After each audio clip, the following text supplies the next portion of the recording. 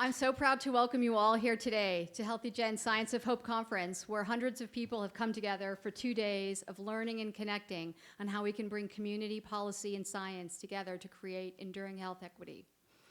We have some of the most advanced folks in their fields here with us today, top scientists in neuroscience, epigenetics, adverse childhood experiences, and resilience, what we call the near sciences, as well as top researchers and practitioners in the art and science of authentic community engagement. Together, we're learning how to bring greater hope and health into our communities, how to measure hope, and how that measurement is actually an incredible predictor of well-being.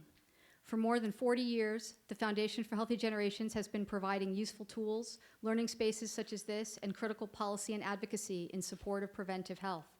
I'm proud of the way our agency has been effective in supporting the state's work to address the health of the people of Washington. Our team first worked with the governor when we staffed his Healthier Washington Healthcare Enrollment Summit in June 2013. We've been working ever since to support the rollout of healthcare reform in our state with community-based health solutions that we know are critical to meeting our shared goals. In September of 2014, we were honored to have the governor launch his Healthiest Next Generation initiative at our conference then, and we have been proud to be convening and supporting advocates from all walks of life in pursuit of children's health since then. The work on today's bill that we're here to recognize really did begin 2 years ago with that launch. The initiative focuses on ensuring that all children maintain a healthy weight, enjoy active lives, eat well, and are substance-free. With the new emergence of e-cigarettes and vaping devices, we have seen children poisoned by the liquids used for vaping and use on the rise among children and youth, and we knew we had a compelling threat to children's health on our hands. Advocates for children from all walks of life, such as legislators, the governor's office, the attorney general's office, community members, school staff, young people themselves, all came together to do that hard work of policymaking. And make no mistake, it is hard work. Folks who do that sausage making every day know. People in this room really know. Most of the time, nobody gets everything they want. It's a tough process, but people really worked hard on this one to come together and protect children's health with a bill that makes an excellent start to tackling this new issue.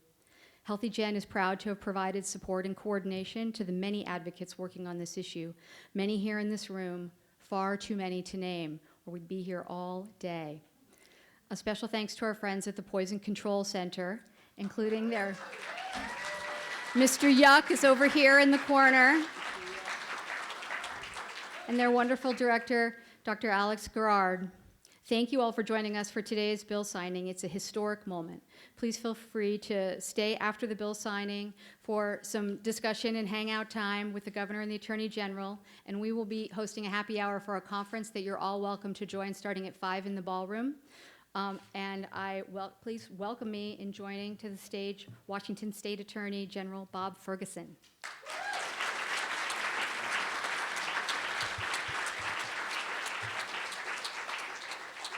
Thanks so much, Melanie. My name is Bob Ferguson. I'm your Attorney General. It's really a privilege to be here. My remarks will be brief, but first, please join me in a big round of applause for Melanie and all of her hard work on the state project.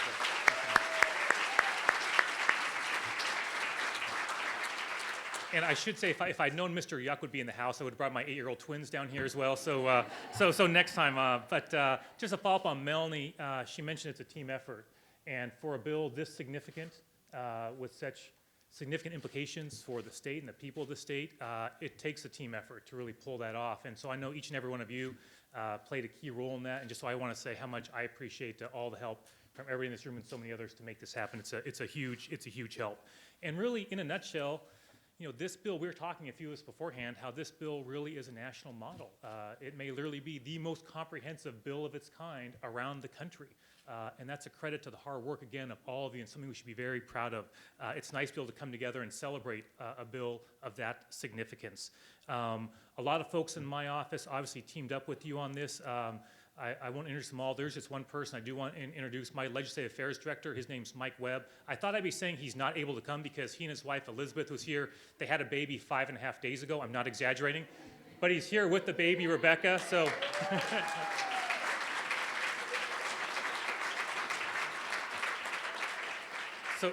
So Governor, when Mike talked about this bill being for kids and everyone else talking about kids, Mike wanted to personify that with Elizabeth, I think, by bringing baby down here. I talked to Mike earlier today. He mentioned the negotiations that we were a part of with some others, that he always emphasized 3 principles from the AG's office perspective. 1, evidence-based youth access regulations without loopholes. 2, meaningful enforcement of those regulations. And 3, common sense consumer protections. We managed to achieve all 3 of those and more in this bill. Just one quick thank you before I introduce the governor. A lot of legislators played a key role. A few of those legislators are here as well.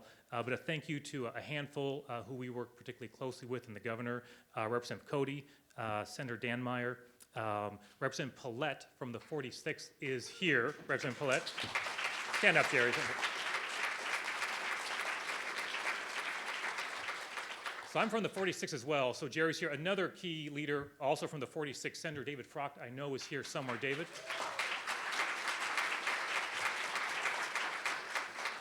And I believe June Robinson is here as well. June, is that right over here? Thank you so much. And lastly, I just want to introduce the governor, a man who needs no introduction, but I just want to say this, that as his attorney, it's really an honor.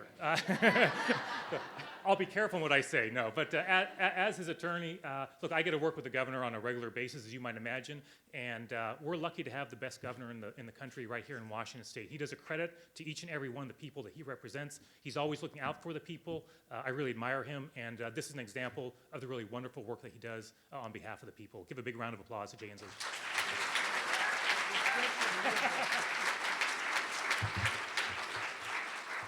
Well, thank you, Bob, and thank you, Melanie. What a delightful day. Trudy and I are so delighted to be here. It is such a beautiful day in the state of Washington. You know, the tulips are up, the sun is out, the Mariners are in a pennant race. And we are here to say something that is very powerful. It is something we all believe in. And it is something we've gathered today in CTAC to say without reservation, and that is this. By passing this bill, we're saying with absolutely no reservations, we are not going to surrender our children to the ravages of nicotine addiction. This is a strong statement that we are making today. And this is a great place to make that statement. When we gathered here earlier at the Science of Hope Conference, we knew this step could succeed. And it's something Trudy and I have been working on for a long, long time, because it really does represent the most fundamental hopes for our children, so that they will have a healthy start in life, so that they will have healthy growth in life, and so that they will have a healthy lifespan. And this bill provides that healthy aspect of every single part of their lives. And I got to understand, too, this isn't just the one thing we're doing. This is part of our Healthiest Next Generation effort, right? So we're doing a lot of things for our children. It's not just keeping them from nicotine addiction. We want to get them a little exercise. We like to call our Healthiest Next Generation effort a Leave No Child on Their Behind Act. And it's working. They're getting more exercise. We're focusing on nutrition. We got 30,000 bees to produce honey today at the governor's residence. We hope that'll spur people to have a little more natural foodstuffs in their schools as well. So when I learned today, when I learned in the last couple years, that this generation of children will not live as long as their parents, that was flabbergasting to me. And I knew we had to do something about it. And today we are doing something about it. Through the Healthiest Next Generation Initiative, we're taking on every threat to our children's healthy living, and I'm proud to say that this bill goes a long way to doing that. It does several things to keep harmful products out of the hands of our children, and out of their mouths and out of their lungs. And I want to mention those several things. First, it strengthens protections against the sales to minors by mandating child-resistant packaging and requiring licensed retailers to check identification. Doesn't that make sense in our life? Second, it starts regulation of internet and distributor markets. The bill requires a license for these retailers and age verification in processing sales to minors. Third, it provides meaningful enforcement and penalties for those who break the law. We know this is one of the most effective things we can do, and I'm proud that we're taking this step today. In total, this measure triples state law enforcement, prevention, and education resources. It's the first such increase in 23 years, and I'm glad we're finally taking this step in 2016. Fourth, the bill provides strong consumer protections with new labeling requirements for disclosure of nicotine levels and warning labels on all vapor product packaging. And finally, it bans the use of vapor products in child care centers, playgrounds, schools, school buses, and within 500 feet from schools. And it allows jurisdictions the freedom to ban it in other circumstances where their local conditions warrant it. This balances youth safety while allowing responsible adult users the freedom to purchase these products with the hope that they may quit smoking cigarettes. So I think by any measure, what we are signing today is a strong youth prevention measure. And now we can say, as we do in so many efforts, Washington State is leading the nation in this youth anti-nicotine endeavor. Now, I'm especially pleased that this bill had strong bipartisan support. And I want to thank everybody who labored mightily to get it done. I want to particularly thank Attorney General Bob Ferguson for his leadership on this issue. And I hope that next year we can sign a bill that bans sales of tobacco products to children under the age of 18 as well. So we have more work to do in this regard.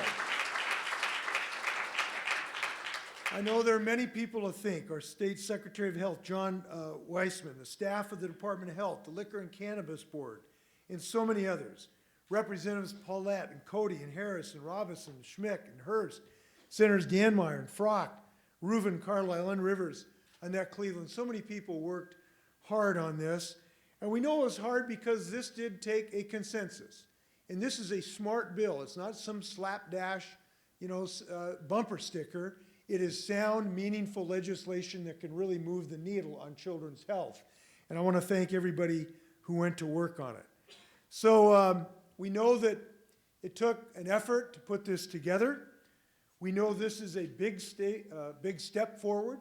We know we have more steps to go, but this is a great start.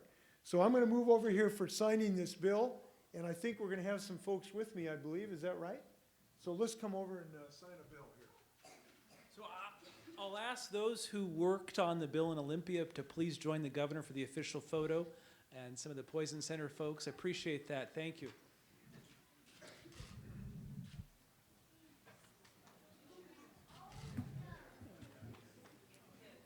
Squeeze on in, everybody. Oh, thank you. I'm going to put mine. Was tremendous. Mike's great, yeah. He's, feel free to squeeze on in here. Oh, we got the kids. Excellent.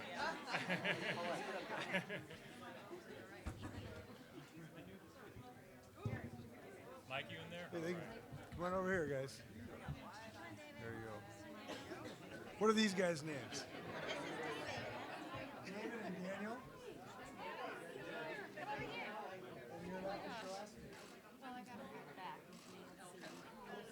All right. Okay. We are here today to sign substitute Senate Bill 6328. We have two citizens here, David and Daniel Elko. This bill is going to help protect their lungs. This bill is going to help protect their lives. And this bill is going to be a meaningful step forward to prevent our children from becoming addicted to nicotine. And I am overjoyed to sign this bill, and I'm signing it right now, and I think we can all celebrate right now. Good accomplishment. Thank you. All right. Hey, buddy, you want a pen here? You want the signing pen? All right.